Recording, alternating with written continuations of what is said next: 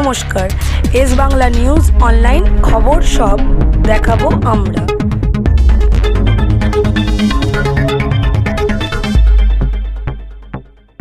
ঘটে যাতে দুজন মারা গেছিলেন, 3 জন আহত হয়েছিলেন। কালকেই আমরা 4টি দপ্তরে সমন্বয় একটি কমিটি করেছিলাম এবং আমরা আজকে ফার্স্ট আওয়ারে কমিটি রিপোর্ট দিতে বলেছিলাম। এই কমিটি রিপোর্টে যা পাওয়া গেছে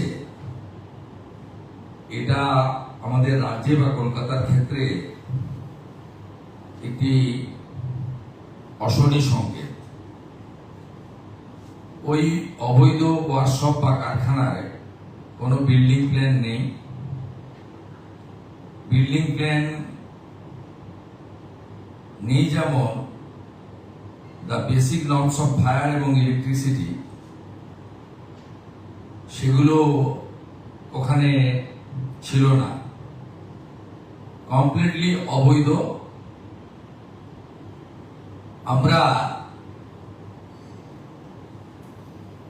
এই ঘটনার পরিপ্রেক্ষিতে কতগুলো অ্যাকশন নিয়েছি। তিলজলা পিএস এর কেস নম্বর 226, তাতে ওই অবৈধ কারখানার মালিক শেখ নাসির এবং শামীম মোহাম্মদ, তাদেরকে গ্রেপ্তার করা হয়েছে আজকে সকালে। আমরা বিদ্যুৎ সরবরাহকারী সংস্থাকে পার্মানেন্ট ইলেকট্রিক ডিসকানেকশন করার অর্ডার দিয়েছি এবং সিএসি কে বিদ্যুৎ সচিবের মাধ্যমে জানানো হয়েছে যত এই ধরনের বিল্ডিং প্ল্যান স্যাংশন নেই, অবৈধ কারখানা আছে, বিশেষ করে কসবা, তিলজলা, মমিনপুর, ইকবালপুর সহ এই এলাকাতে, ইমিডিয়েটলি একটি ইন্টারনাল অডিট করে যাদের যাদের বিল্ডিং প্ল্যান স্যাংশন নেই তাদের ইলেকট্রিসিটি ডিসকানেক্ট করার জন্য আমাদের পৌর নগর উন্নয়ন সচিবকে নির্দেশ দেওয়া হয়েছে একদিনের মধ্যে ওই অবৈধ স্ট্রাকচার ভেঙে ফেলার জন্য কেএমসির উদ্যোগে, কলকাতা পুলিশের সাহায্য নিয়ে। এবং একইভাবে কেএমসি কে বলা হয়েছে এই ধরনের অবৈধ বিপজ্জনক কারখানাগুলিতে জলের লাইন কেটে দেওয়ার জন্য। আমরা এতে জিরো টলারেন্সের নীতি নিচ্ছি। যারা সতর্ক হতে চান সতর্ক হয়ে যান, যারা বেআইনি কাজকর্ম করছেন তাদেরকেও আমরা সংশোধিত হতে এবং এই ধরনের কাজ থেকে বিরত থাকার জন্য কড়া নির্দেশিকা এবং পরামর্শ দিচ্ছি। দ্বিতীয়ত, গত কয়েক বছর ধরে আগের সরকার আলু চাষিদের উপরে অত্যাচার করেছেন, আলু ব্যবসায়ীদের উপর অত্যাচার করেছেন। আমরা মুখ্য সচিব, প্রিন্সিপাল সেক্রেটারি পশ্চিমবঙ্গ একটি নোটিফিকেশন করে এগ্রিকালচার যারা প্রোডাকশন করেন, includes potato, food grain, well seed, fruits, vegetable, এটা অন্য রাজ্যে পাঠানোর ক্ষেত্রে বিশেষ করে আলু চাষি, আলু ব্যবসায়ীদের যে যন্ত্রণা আগের সরকার দিয়েছেন, আমরা সেটা আজ থেকে বন্ধ করলাম এবং কোন ইন্টারস্টেট বর্ডারে কোন ল এনফোর্সমেন্ট অথরিটি কোন ফার্মার্স এবং কৃষিজ ফসল বা প্রাণী সম্পদ উৎপাদনকারীদেরকে, ক্ষুদ্র ব্যবসায়ীদেরকে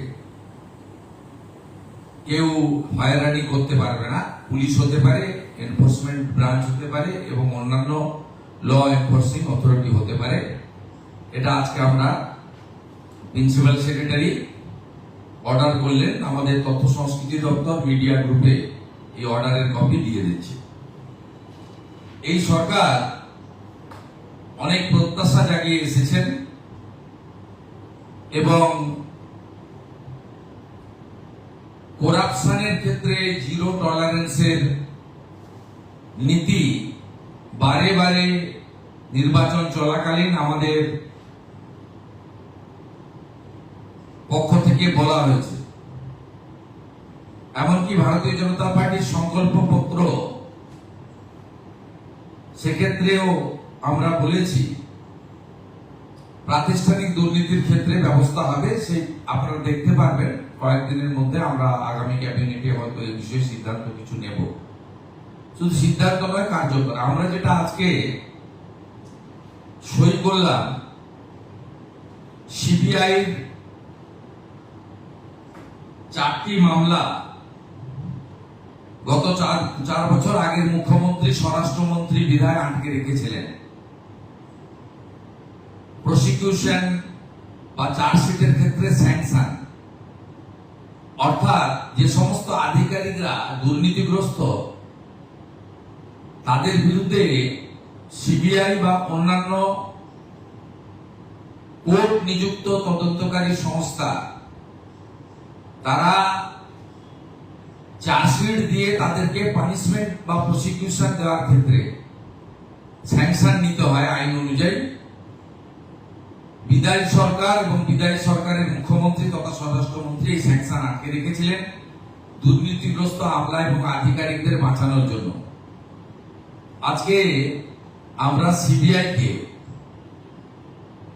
3টি দপ্তরের আধিকারিকরা যারা করাপশনে যুক্ত ছিলেন তাদের স্যাংশন আমরা দিয়ে দিলাম। অর্ডার বেরিয়ে গেছে, সিবিআই কপি পেয়ে গেছে বা পেয়ে যাবে, একটু আগেই অর্ডার হয়েছে। এটাতে এডুকেশন ডিপার্টমেন্টের টিচার রিক্রুটমেন্ট স্ক্যাম রয়েছে, মিউনিসিপ্যাল অ্যাফেয়ার্স ডিপার্টমেন্টের মিউনিসিপ্যাল রিক্রুটমেন্ট স্ক্যাম রয়েছে এবং কোঅপারেটিভের ক্ষেত্রে, সমবায় দপ্তরের ক্ষেত্রে কিছু কোর্টের আদেশে যে তদন্ত হচ্ছিল কিছু আধিকারিক তারা যুক্ত আছে, তাদের বিরুদ্ধে প্রসিকিউশনের স্যাংশন, যার বিগত সরকার দুর্নীতিগ্রস্ত আধিকারিক আমাদের আড়াল করার জন্য 4 বছর আটকে রেখেছিল, আমরা আজকে সেটা দিয়ে দিলাম। এটা আপনাদের মাধ্যমে জনগণকে জানালাম যে এই সরকারকে যে প্রত্যাশা নিয়ে আপনারা এনেছেন যে করাপশনের ক্ষেত্রে জিরো টলারেন্স এবং বিগত ইনস্টিটিউশনাল করাপশনের ক্ষেত্রে তারা যথাযথ ব্যবস্থা নেবে, এই অল্প সময়ের মধ্যে এটি একটি তার বড় উদ্যোগ।